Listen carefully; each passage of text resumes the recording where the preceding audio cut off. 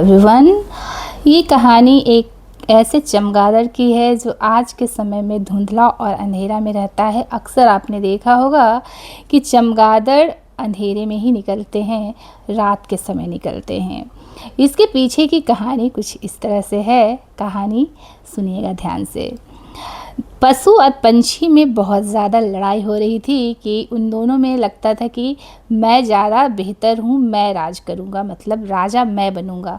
पशु आपस में लड़े पंछी से, पंछी लड़े पशु से। पशु पंछी की इस लड़ाई में चमगादड़ अपना मौका पस्ती इस तरह से किया कि वो चमगादड़ जो था वो बोलता था, पंछी जब जीतने लगते थे तो पंछी से बोलते थे कि मैं तो पंछी हूँ, मैं तो उड़ता हूँ। क्योंकि चमगादड़ के अंदर खासियत ये थी कि वो उड़ सकता था, तो वो पंछियों को बोलता था कि देखो मैं उड़ सकता हूँ, तो मैं पंछी हुआ, तो मैं पंछी के साइड से हूँ।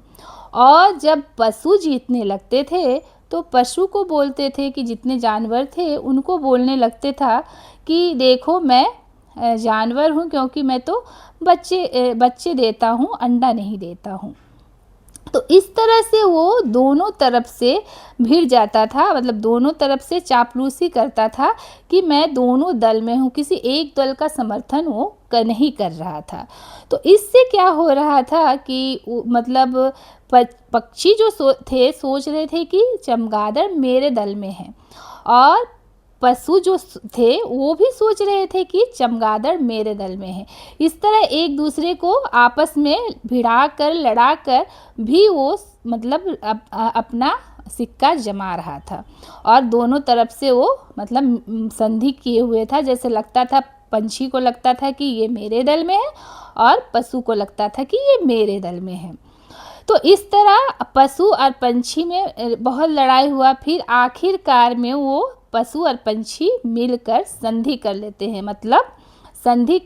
मतलब वो आपस में मतलब जोड़ लेते हैं, गठबंधन कर लेते हैं कि हमें लड़ाई नहीं करना है, हमें आपस में मिलकर ही शासन करना है, हमें राजा नहीं बनना है, हम एक दूसरे का समर्थन कर कर जंगल में हम लोग रहेंगे और मिलजुल कर रहेंगे और एक दूसरे का ख्याल रखेंगे। तो पशु और पंछी आपस में मिल जाते हैं। तो चमगादड़ जो था तो वो पंछियों के दल में जब गया तो पंछी बोले, जाओ तुम जानवर हो ना, तुम जाओ जानवरों के साथ रहो, तुम पंछी नहीं हो, क्योंकि तुम्हारा भांडा फूट चुका है। तुमने कहा कि जानवरों को कहा कि तुम पंछी नहीं हो और तुम जानवर हो, तो जाकर जानवर के साथ रहो।